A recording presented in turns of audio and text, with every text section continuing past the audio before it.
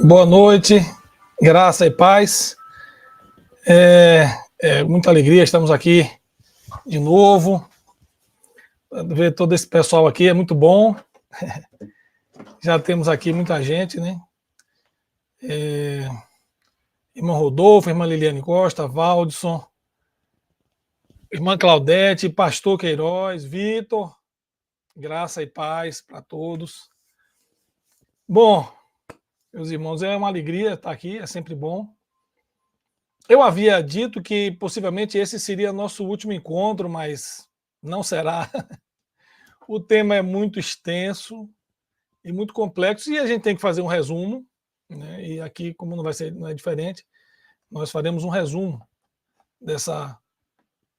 desse tópico que é a volta do Senhor Jesus. E é importante a gente entender, ter uma visão, ter um panorama disso, né? Bom, começamos com oração e vamos orar e vamos começar o nosso encontro, enfatizando sempre que é uma alegria estar aqui, né? Todos os sábados, o início de sábado, né? Com os irmãos. Então, oremos, pois. Senhor Deus, maravilhoso Pai, nós te agradecemos, ó Pai, por ter nos redimido em Cristo Jesus. Porque o Senhor tem cuidado de nós, mais do que tudo dispensado o teu Espírito Santo. Ter dado-nos a tua palavra. Abençoa-nos hoje e sempre e prepara nossos corações e mentes para que possamos não só meditar na tua palavra, mas vivê-la. É o que te pedimos e agradecemos em nome de Jesus. Amém. Meus irmãos, o tema é a volta de Jesus, e aí eu vou dizer o que é que eu vou fazer, ou tentar fazer hoje, para que a gente entenda uma coisa. É importante a gente ter uma compreensão, ter um panorama histórico das várias correntes, né, de pensamento sobre a volta do Senhor Jesus. Deixa eu ajeitar essa câmera aqui. Bom, em primeiro lugar, a gente precisa entender no que todos concordam.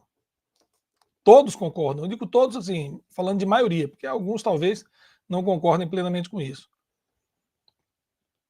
É majoritário a seguinte concordância. Primeiro, o Senhor Jesus virá uma outra vez.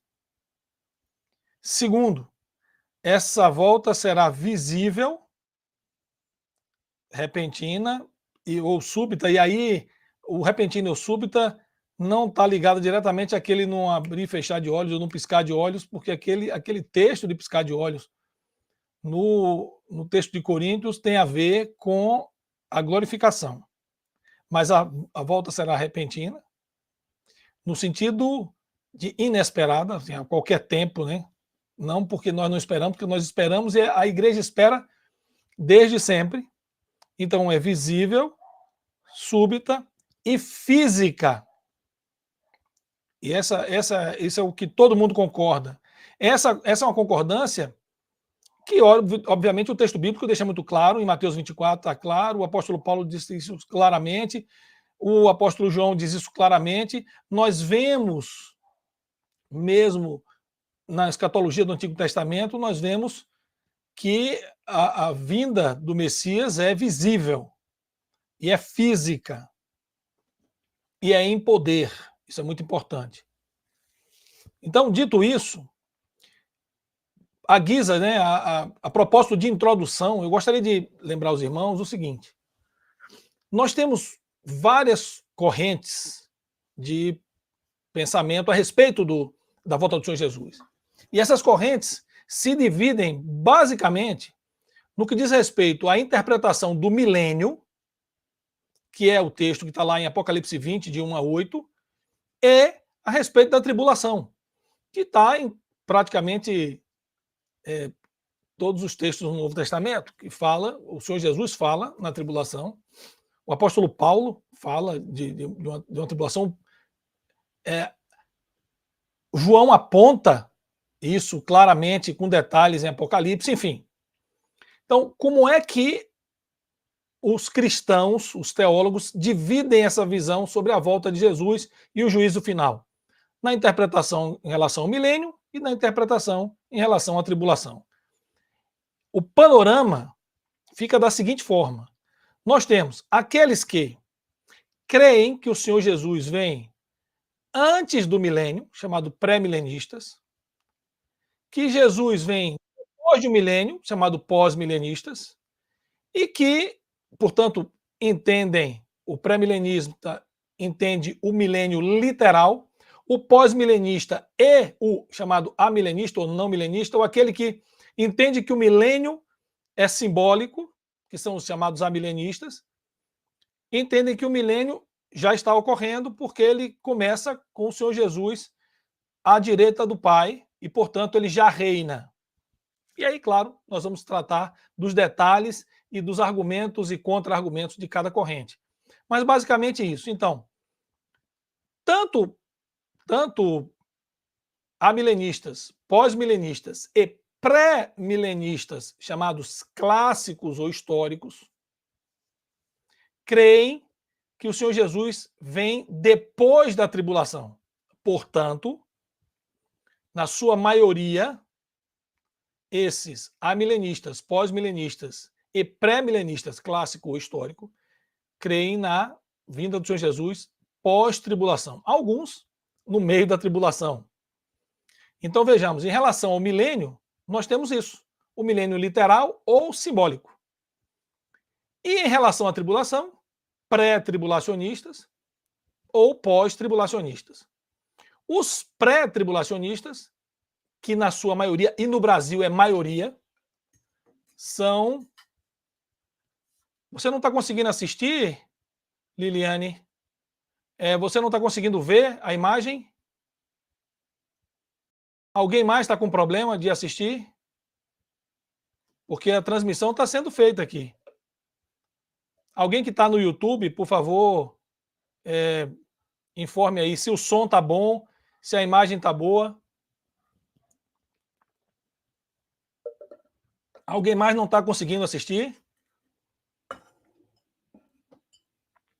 Pois bem, voltando. Com relação à tribulação, você tem pós-tribulacionistas e pré-tribulacionistas.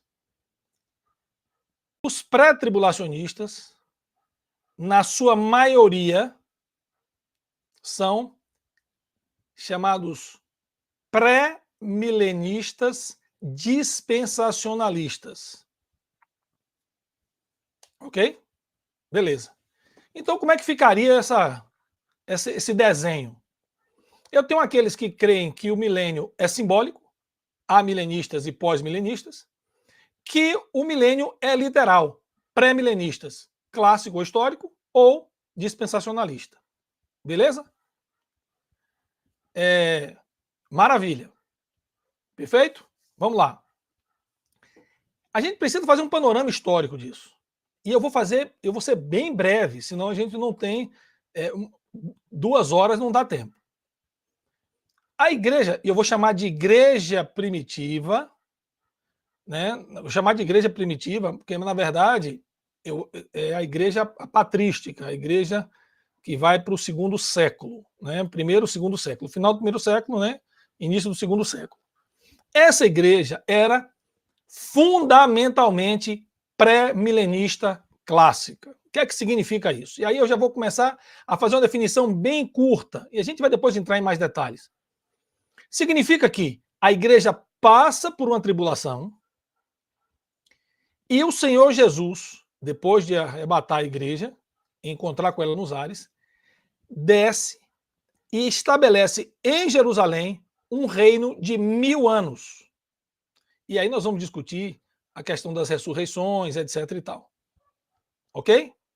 Então, o pré-milenista clássico, que era a igreja do 2º século, até o 3º, 4º, somente no 5º século é que, assim, nessa igreja desses 3 ou 4 séculos, os principais representantes, Justino Marte, Hipólito, Irineu, etc., eles criam nesse milênio literal.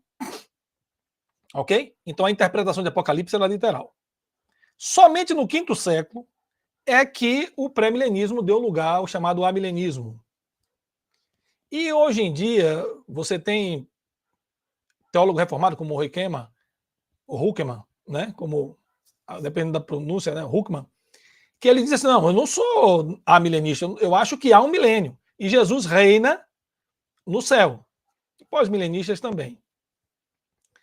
Mas os pré-milenistas, que perduraram até esse quinto século, criam num milênio na Terra, um reino glorioso, etc.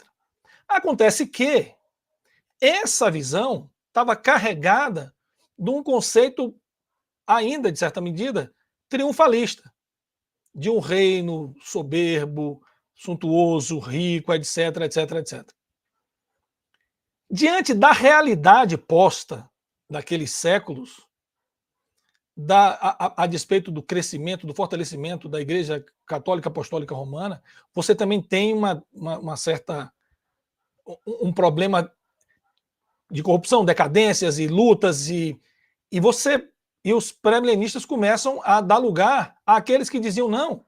Essa é uma visão que não condiz com o reino do Messias.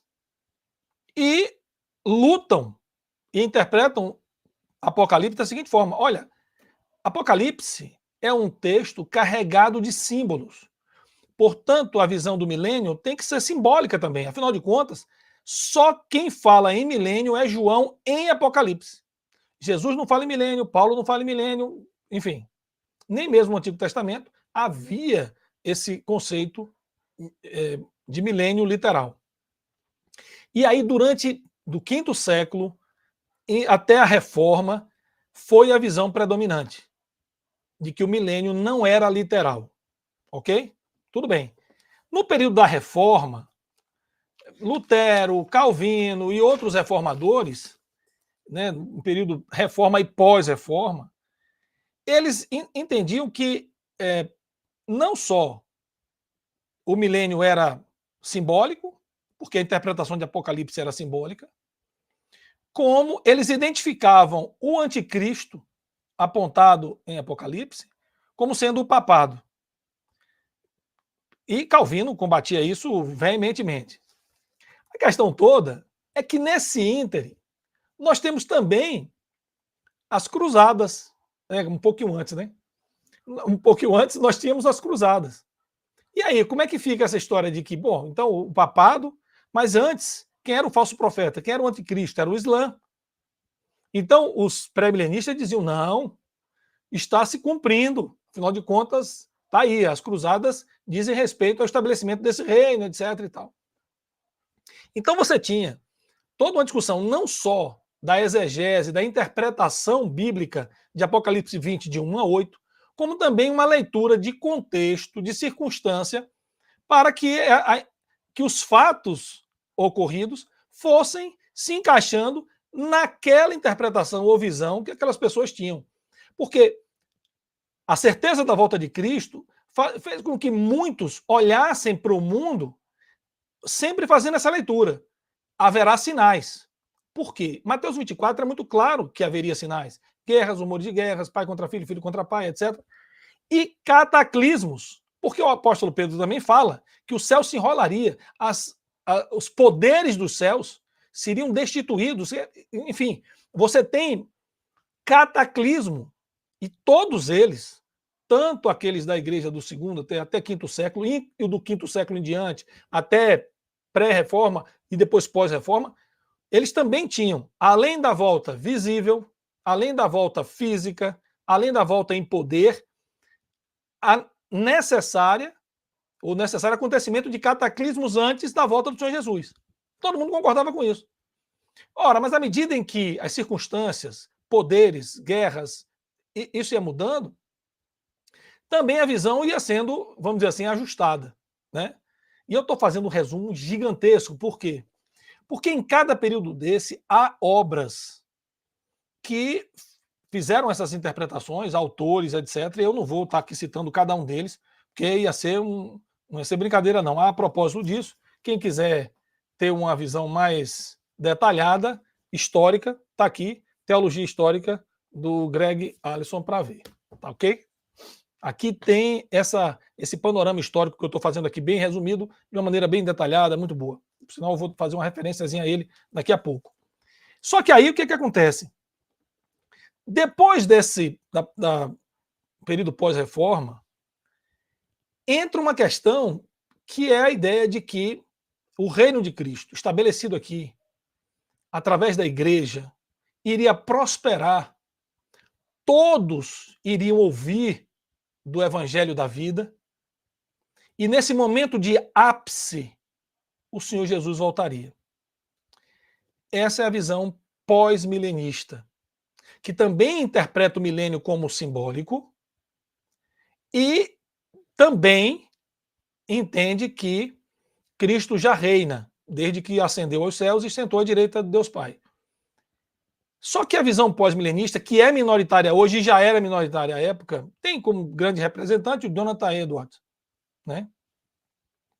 Então, eles creem nessa ascensão da igreja e da divulgação do evangelho até que Cristo venha. É uma visão otimista, triunfalista, no sentido de o reino ser estabelecido no melhor momento da igreja aqui. Mas essa visão caiu numa decepção gigantesca, porque a tecnologia foi chegando, então eles estavam assim, super empolgados, todos os cristãos. Não, essa visão pós-milenista tem todo sentido. Aí vem a Primeira Guerra Mundial. E aí é um primeiro baque na visão otimista dos pós-milenistas. Poucos anos depois, 30 anos depois, 32 anos depois, Segunda Guerra Mundial. E os pós-milenistas ainda aguardam a divulgação do reino e, com otimismo, esse avanço do evangelho. E a gente sabe que o evangelho tem desaparecido na Europa. As igrejas têm desaparecido na Europa. Então, muito do contexto que vivemos hoje depõe contra a visão pós-milenista. Só que nesse íntere, século XIX, surge um pré-milenismo reativo ao amilenismo que ajusta essa visão para dispensações, que é o pré-milenismo dispensacionalista, e divide realmente a história em dispensações ou administrações. Essa visão é que dá base para a visão moderna do pré-milenismo dispensacionalista, muito divulgado no livro do Tim LaHaye, Deixados para Trás, e de arrebatamento secreto e outras coisas. Veja só.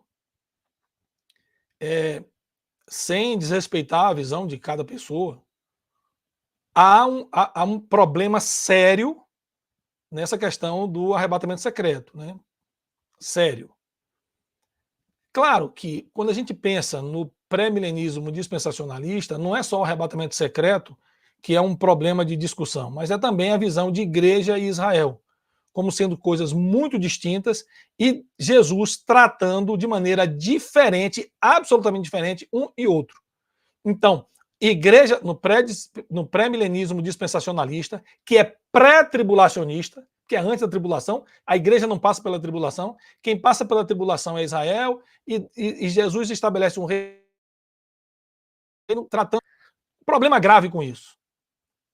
Jesus não separa Israel de igreja na sua descrição em Mateus 24. João não separa, Paulo não separa. Então, se eu fosse olhar as três escatologias, claro que Pedro ainda fala dos poderes, etc. e tal, da vinda do Senhor Jesus, mas se eu fosse destacar essas três teologias do Novo Testamento, eu não encontro um tratamento diferenciado. E o arrebatamento secreto implica questões que são complicadíssimas, inclusive salvação por obra ou por mérito. Eu não vou adentrar nisso não, porque essa é uma discussão que quem quiser se aprofundar, na internet está muito vídeo com bons pós-tribulacionistas defendendo a posição pós-tribulacionistas. Eu cito o pastor César Cavalcante, Nicodemos, Heber, mesmo o pastor Marco Granconato e outros tantos. Bom, o que é que nós estamos aqui tentando mostrar o panorama? É de que a igreja, ao longo desse período, foi mudando visão, foi acrescentando, reinterpretando algumas questões. E isso fez com que a gente tivesse essas várias correntes. E tem uma outra corrente, chamada de preterista, e tem o preterista radical e o moderado. O preterista radical é aquele que diz assim: tudo já aconteceu. Nós estamos aqui agora esperando o Senhor Jesus a qualquer momento. Inclusive, estamos vivendo a tribulação. Mas faltam os cataclismos, aí as pessoas começam a buscar, né, sinais no céu, aqui e acolá. E tem o moderado que diz: não, não, não. Algumas coisas já aconteceram, outras estão acontecendo e outras ainda vão acontecer, enfim. Qual é a questão fundamental? É de que, dependendo de como você interprete o milênio, e dependendo de como você interprete a carta aos Tessalonicenses, e o encontro do Senhor Jesus com a igreja, você vai ser pré ou pós-tribulacionista, você vai ser pré-milenista, amilenista ou pós-milenista. Ok. Eu não estou aqui para desfazer de ninguém. Eu só acho que a gente deve tomar cuidado com a história do arrebatamento secreto, né? E a vinda do Senhor, a segunda vinda, em duas fases. Isso aí a gente não encontra um respaldo bíblico robusto. Mas veja só, o que a gente precisa entender de cada visão?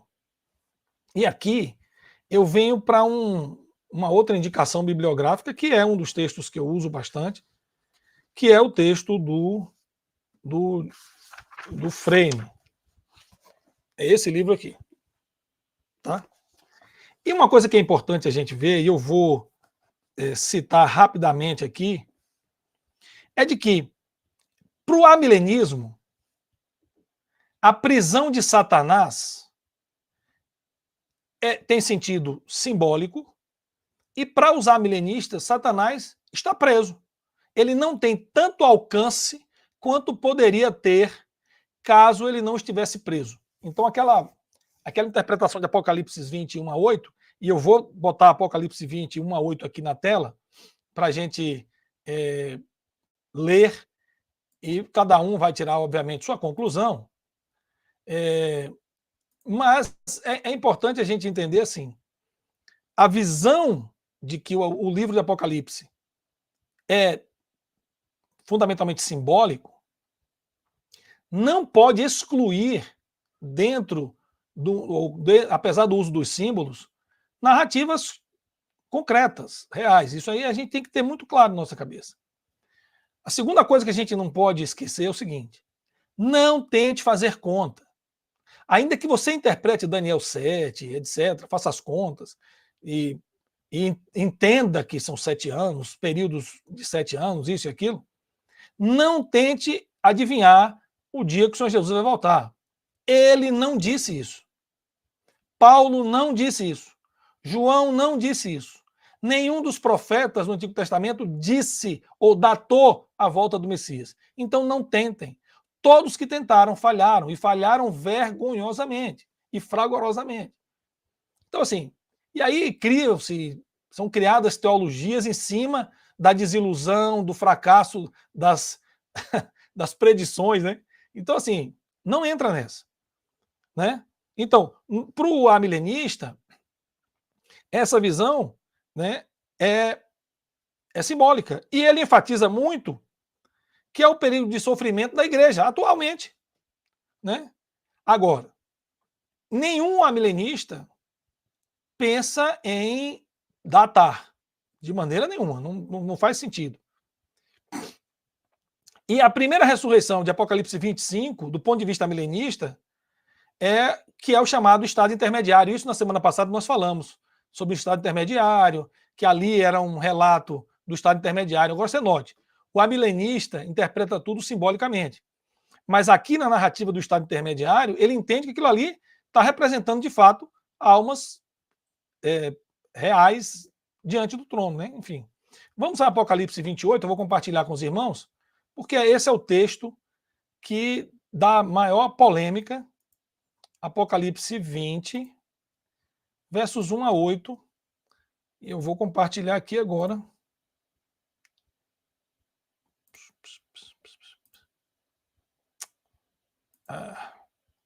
Vamos lá. Vamos lá, Apocalipse 20, 1 a 8.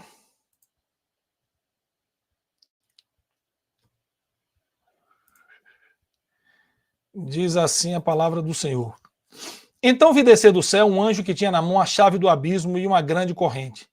Ele segurou o dragão, a antiga serpente, que é o diabo, Satanás, e o prendeu por 1000 anos. Lançou-o no abismo, fechou-o e pôs selo sobre ele, para que não mais enganasse as nações até se completarem 1000 anos. Depois disso, é necessário que ele seja solto por pouco tempo. Vi também tronos, e nestes sentaram-se aqueles aos quais foi dada a autoridade de julgar. Vi ainda as almas dos decapitados por causa do testemunho de Jesus, bem como por causa da palavra de Deus. Tantos quantos não adoraram a besta, nem tampouco a sua imagem, e não receberam a marca na fronte e na mão, e viveram e reinaram com Cristo durante 1000 anos. Notem que aqui é uma referência clara a todo o derramamento de ira, de taças, do surgimento da besta, do anticristo, do falso profeta. Notem que esses aqui passaram pela tribulação. Claro que há uma discussão se a sétima trombeta é tocada no meio ou no fim da tribulação, e por isso nós temos meso ou pós-tribulacionistas, né? Mas de qualquer sorte, está aqui relatado no capítulo 20, verso 5. E notem que, para o amilenista, isso representa o estado intermediário. Por que estado intermediário? Porque é aquele estado em que as pessoas estão lá com o Senhor, né, já passaram pela tribulação, e todos aqueles que viveram antes também estão, enfim.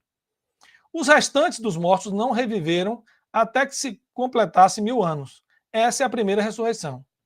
Bem-aventurado é o santo e aquele tem parte na primeira ressurreição. Sobre estes, a segunda morte não tem autoridade. Pelo contrário, serão sacerdotes de Deus e de Cristo e reinarão com ele 1000 anos. Quando, porém, se completarem os 1000 anos, Satanás será solto da prisão, sairá a seduzir as nações que há nos 4 cantos da terra, Gog e Magog, a fim de reuni-las para a peleja. O número dessas é como a areia do mar. Aqui a gente vai entrar num outro assunto que é para a próxima semana, é sobre a batalha final, Armagedon, inferno, segunda morte, etc. Isso que é para a próxima semana. Mas, enfim, o que é que está posto aqui para nós? Né? É se essa interpretação é literal ou não. Se for literal, nós temos que encarar isso como 1000 anos literais e um reino de Cristo na Terra. Se você é pré-milenista, pós-tribulacionista, pré-milenista clássico, você entende que esse reino de 1000 anos inclui judeus e gentios, igreja. Igreja. A gente entende isso. Se você for dispensacionalista, esse reino de 1000 anos não tem um tratamento especial com Israel. E aí é complicado, né? Aí a gente vai discutir essa questão, essa teologia em um outro momento.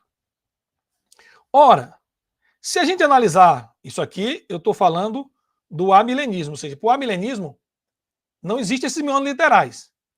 Tudo acontece numa pancada só. Para o pré-milenista, não. Esse Apocalipse 20, de 1 a 8, é literal. No amilenista, tudo acontece numa pancada só. Então, Jesus volta, encontra com a igreja, há ali ressurreição, há o embate, que ele desce, né? A igreja desce, há o embate, grande trono branco, enfim, as coisas acontecem numa pancada só, numa vinda só, num ato só. O pós-milenista, assim como o amilenista, ele acha que realmente o tempo de reino de Jesus é esse agora. Que quando ele voltar pós-tribulação, já é outra história, já é vida eterna. E aí também, novamente, nós temos o julgamento final, novo céu, nova terra, etc. Agora, no que o pós-milenismo difere do amilenismo? Né? Embora concordem a respeito do reino, o pós-milenista acredita que os cristãos passarão a exercer cada vez mais influência na Terra, nos governos.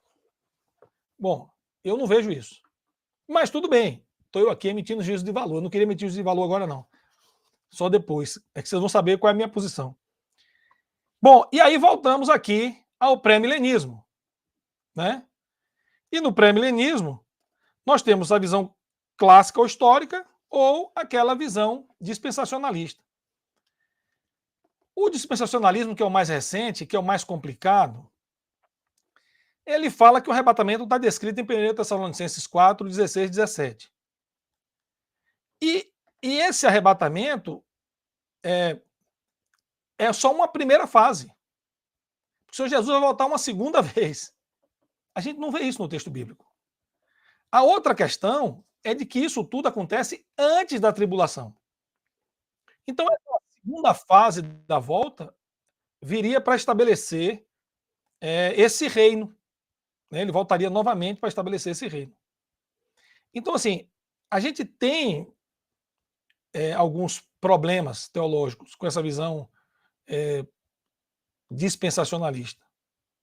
Os clássicos são literais, então é literal, a igreja vai e o Armagedon, a luta final, o grande trono, tudo acontece depois do milênio, etc. E tal. Ora, eu quero mostrar para vocês o seguinte: apesar desses argumentos todos, cada um tem inúmeras passagens bíblicas, e a minha proposta aqui, pelo tempo que temos, não é a gente esgotar cada uma das correntes, mas dar uma visão, um panorama dessas correntes. A gente precisa entender que todos têm argumentos bíblicos. Todos buscam na Bíblia o entendimento para a sua visão. A discussão teológica de implicações e pressupostos de cada visão é que podem estar mais próximos ou mais distantes do que diz o texto bíblico.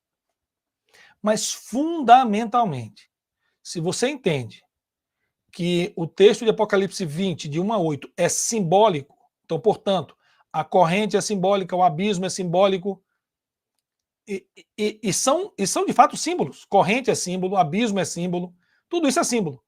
Mas no que consta, né? O que significa essa prisão real? E outra coisa, se Satanás, aí eu vou combater um pouquinho os amilenistas, se Satanás está preso, o que é que está acontecendo? A gente está vendo, o mundo está um caos. E ele está preso? E ele não influencia? Então você vê que cada uma dessas visões tem suas fragilidades também. Tem suas fragilidades. Agora, o que nos cabe é retirar de cada uma delas aquilo que é mais importante, eu vou dizer assim. E nesse sentido, aí tem os preteristas, né, que acham que depois que Jesus falou lá no ano 70, o que aconteceu no ano 70, aconteceu, né, que o templo foi abaixo, etc. Você imagina se ele tivesse solto. Então, veja, esse brevíssimo, esse resumo do resumo de um panorama histórico com alguns pontos de destaque de cada visão, eu quero que os irmãos entendam o seguinte: o que é mais importante? A gente compreender que em qualquer destas visões, Jesus volta de forma visível, física, em poder. Haverá um julgamento, haverá a destruição do mal, do inimigo, a destruição do pecado, todas essas coisas vão ocorrer. Agora, muito importante, quando a gente olha a escatologia descrita em Mateus, Marcos e Lucas, que é o Jesus falando, haverá, e Pedro fala também, haverá abalo e cataclismos no mundo. Coisa nunca vista antes. Então, isso concorda com 1/3 da terra destruída ou das florestas destruídas, 1/3 das águas contaminadas e assim vai. Quando a gente olha as taças, a gente vê que cataclismos e destruição nunca vista está lá. Então, essas coisas, fato. Não é? Agora, o que resta a nós? E é aqui que entra o Teologia para a Vida. Ok, escolha a sua visão. Por favor, seja bem criterioso e assuma como pressuposto de que Jesus não vem em secreto, portanto, o arrebatamento não pode ser em secreto, porque ele diz que todo olho verá. Será visível física e em poder. Então isso tem que assumir, porque o próprio Jesus disse. Mas o que cabe a nós? E aqui é que nós entramos numa questão clara.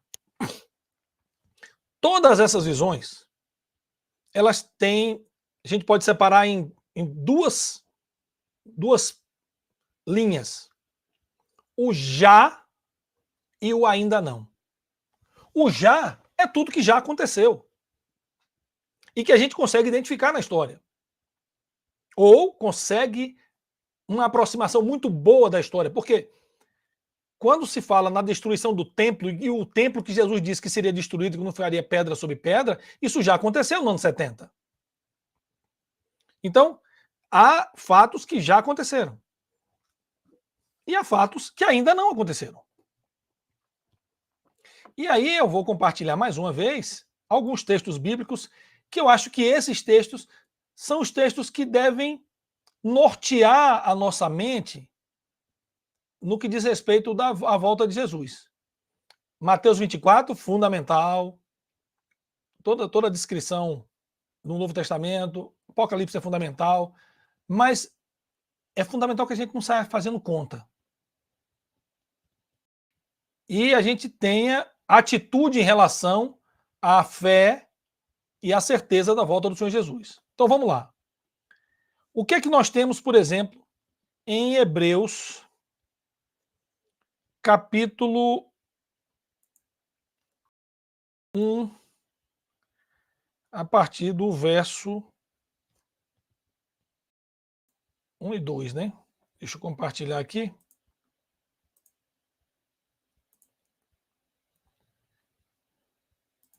Vamos lá. Hebreus.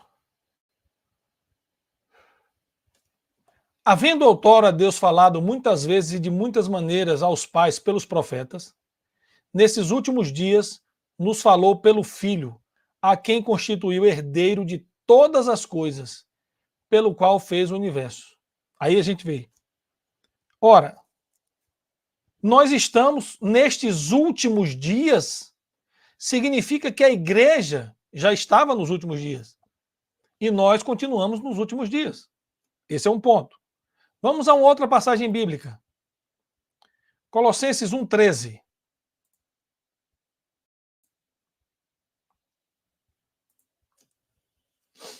Ele nos libertou do império das trevas e nos transportou para o reino do Filho do seu amor. Opa!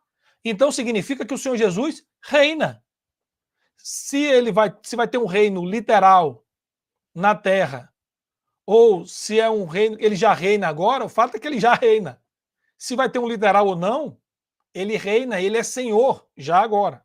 Isso é um outro ponto. E, claro, não podemos deixar de citar Mateus 6,10, verso 10, que diz o seguinte: venha o teu reino, faça-se a tua vontade, assim na terra como no céu. Ora, o Senhor Jesus fala que o reino de Deus estava se inaugurando ali. Então, veja, qual é a questão, e eu vou usar aqui algo que o Frame usou no livro dele, que houve na Segunda Guerra Mundial 2 dias muito importantes. o dia D, que marcou uma batalha que já determinou o fim da Segunda Guerra Mundial, e o dia final, que é o dia da vitória final. É o dia D e o dia V. E ele faz um paralelo interessante. Ele diz: o dia D, né, para nós, a cruz foi o dia D. A volta de Jesus é o dia V.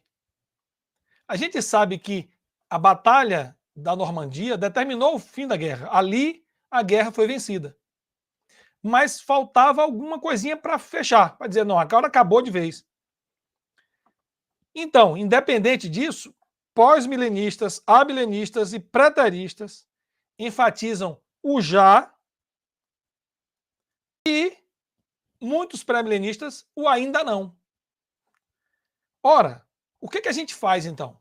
Qual seria uma escatologia equilibrada para nós? É a gente compreender que coisas já aconteceram e coisas hão de acontecer. E independente de como eu interprete Apocalipse 20, de 1 a 8, se literal ou não, eu sei que a igreja passa pela tribulação. Eu sei que nós estamos vivendo esse momento de intervalos, que nós estamos nos últimos dias? Estamos. Mas não estamos no último dia. Não estamos no dia do Senhor, né? Como viu João em Apocalipse 1:10. E nós ainda não estamos na era do porvir. Então nós estamos nesta era, que é a era que inclui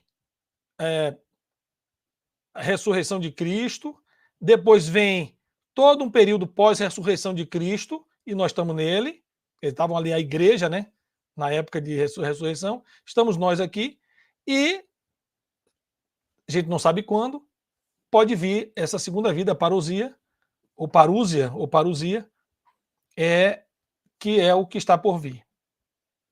Ok. Está entendido isso? Isso está correto? O que a gente não precisa dessa fantasia de querer ler o jornal do dia e achar que ali estão os sinais da volta de Jesus. Não façam isso, não. Só entenda que nós estamos nos últimos dias e que haverá tribulação sempre, perseguição sempre, mas ainda não é aquela no nível que o próprio Senhor Jesus descreveu.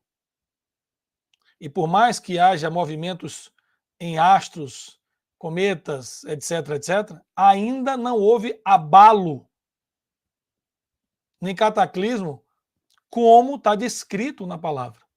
Então, há coisas ainda a acontecer. Que o espírito do anticristo já reina, já está reinando no sentido de estar espalhado, isso não tenha dúvida, porque o apóstolo João já lutava contra os anticristos. Todo aquele que se levantava contra Cristo, todo aquele que se levantava negando a sua divindade, negando que ele veio em carne, negando o evangelho do reino, tem o espírito do anticristo. Se ele é uma pessoa, se ele é um poder, o fato é que uma das bestas é representado pelo anticristo. E que o apóstolo João, numa das suas cartas, aponta o anticristo como um falso profeta. Então, nós temos essas verdades. E o que fazer com elas? Primeiro, reorganize as prioridades da sua vida. Reorganize. Porque se haverá de ser assim, o que nós precisamos é reorganizar as prioridades. O que é que tem sido a prioridade na sua vida?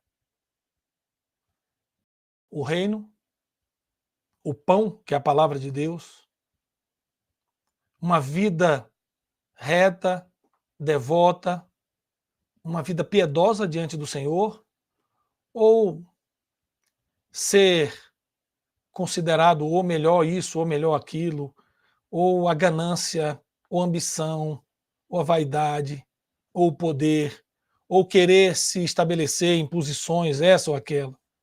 O que é que tem sido prioridade? Então, reorganize a prioridade. Na segunda carta do apóstolo Pedro, no capítulo 3, versos 11 e 12, diz assim: visto que todas essas coisas hão de ser assim, desfeitas, ele está falando da criação e tudo mais, deveis ser tais como os que vivem em santo procedimento e piedade, esperando e expressando a vinda do dia de Deus, por causa do qual os céus incendiados serão desfeitos e os elementos abrasados se derreterão. Reorganize sua vida. Segundo ponto.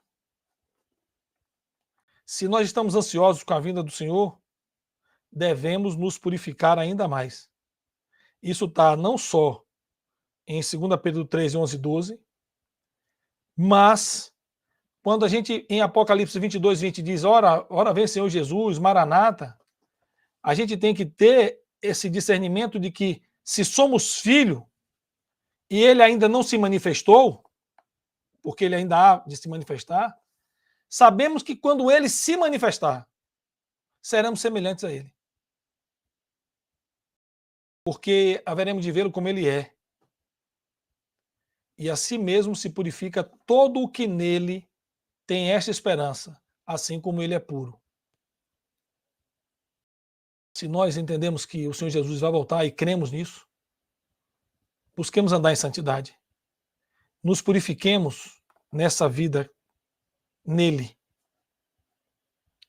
Uma outra questão importante: sejamos firmes, inabaláveis e sempre abundantes na obra do Senhor. Está lá em 1 Coríntios 15, 58. Anotem aí. Portanto, meus amados, sede firmes, inabaláveis e sempre abundantes na obra do Senhor. Consolo, esse é o grande consolo em meio às dificuldades. As coisas desse mundo serão queimadas, mas nosso trabalho para o Senhor dará frutos para a eternidade. Então, só repetindo. Primeiro, reorganize suas prioridades. Segundo, se santifique. Terceiro, seja firme, inabalável e abundante na obra do Senhor. Quarto, a gente tem que entender o seguinte: devemos estar prontos a cada momento da nossa vida para a volta do Senhor Jesus. Prontos. Mateus 24, 44 é um texto que eu vou compartilhar aqui agora e que eu acho que a gente precisa dar uma lida, porque é importante. Só para a gente começar a pensar na volta do Senhor Jesus da maneira correta. Se é teologia para a vida, vamos para a vida. Então vamos lá. Compartilhar com os irmãos. Mateus 24, 44.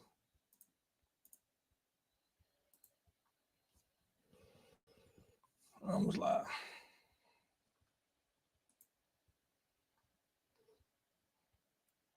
Mateus 24, 44.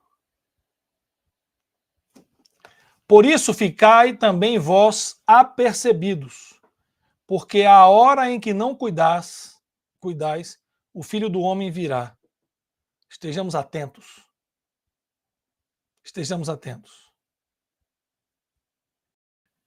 Se a gente crê como um amilenista, um pós-milenista, um pré-milenista clássico ou dispensacionalista, tomando cuidado com a história do arrebatamento secreto e outras coisinhas mais, nós devemos reorganizar as prioridades da nossa vida, buscar viver em santidade, ser firmes, corajosos e frutíferos no Evangelho.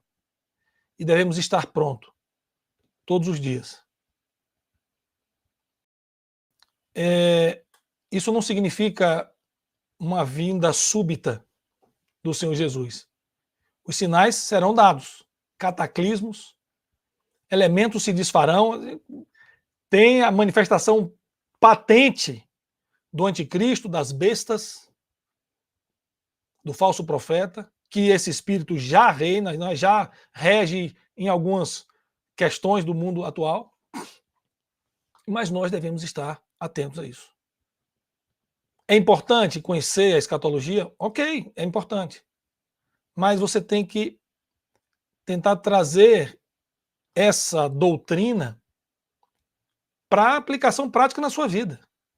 Se a volta do Senhor Jesus for só um motivo para discussão escatológica, para ver quem é que tem razão, para ver quem é que conseguiu descobrir uma chave, uma dica que nenhum outro descobriu, né, a respeito da volta, e pode até adivinhar quantos anos faltam para o Senhor Jesus voltar, essas coisas todas. Se você está querendo discutir escatologia para esse ponto, esqueça. O que você tem garantido, se você adotar essa postura, é frustração, engano, decepção. E eu sei que muitas pessoas fazem isso. E muitas vezes fazem isso, eu vou dizer por quê. Porque é mais fácil discutir se Adão tinha umbigo ou não. Sabe? Bom, ele não tinha, né? Porque ele não foi nascido de mulher. Mas se quiser discutir isso, a gente discute depois. É muito mais fácil ficar discutindo isso do que viver essa verdade de que o Senhor Jesus vai voltar.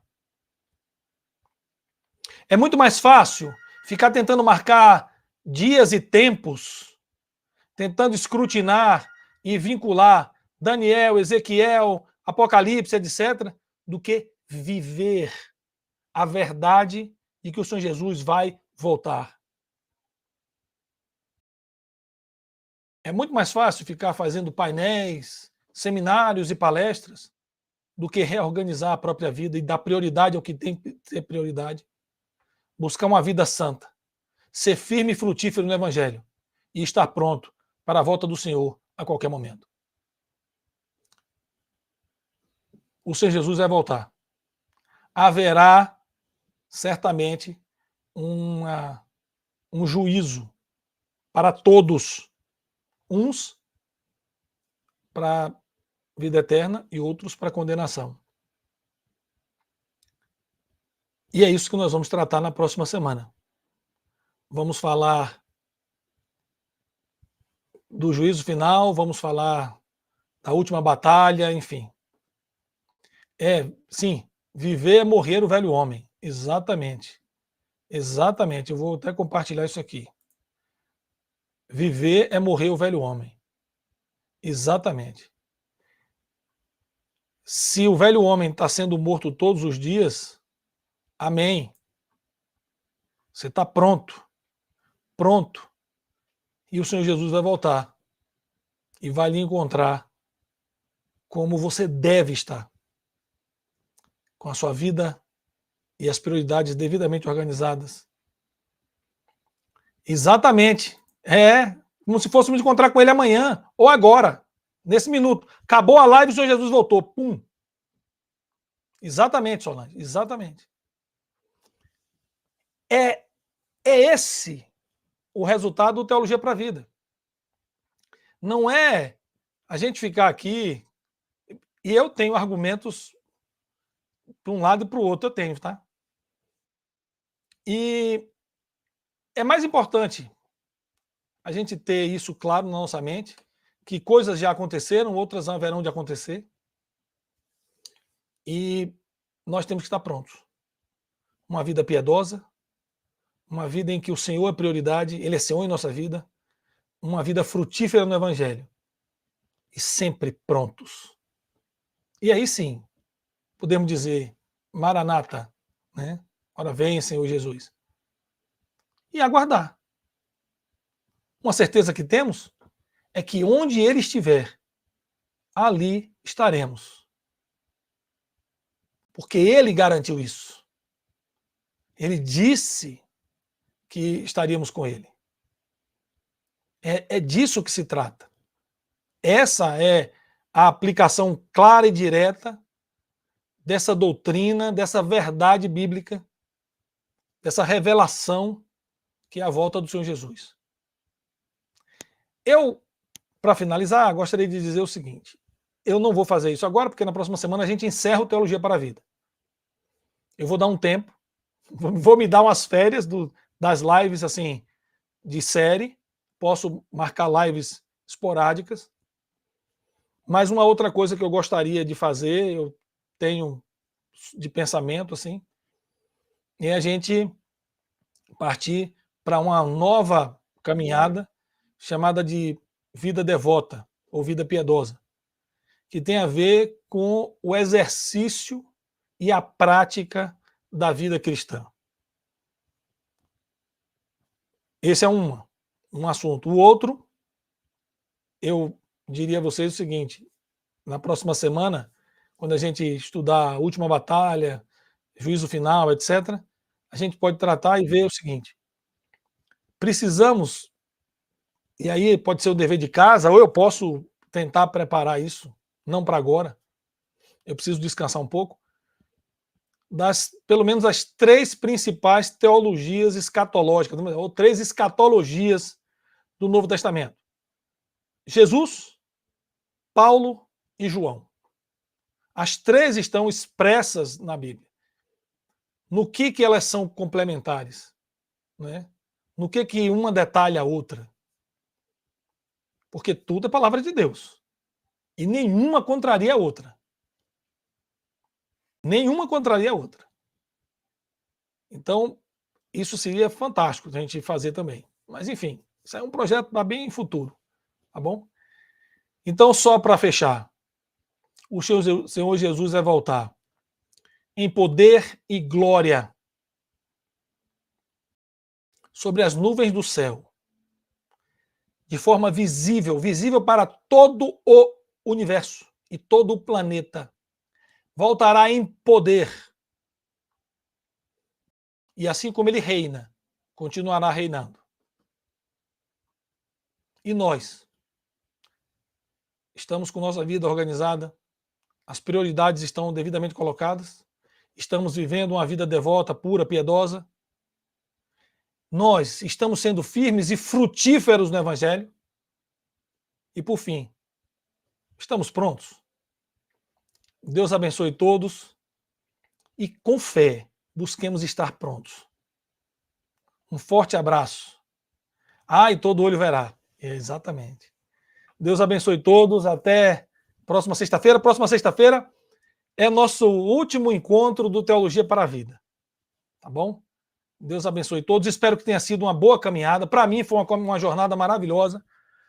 Longa, com alguns intervalos, mas maravilhosa. Mas na próxima semana a gente se despede do Teologia para a Vida. Um forte abraço. Deus abençoe todos. Um feliz sábado.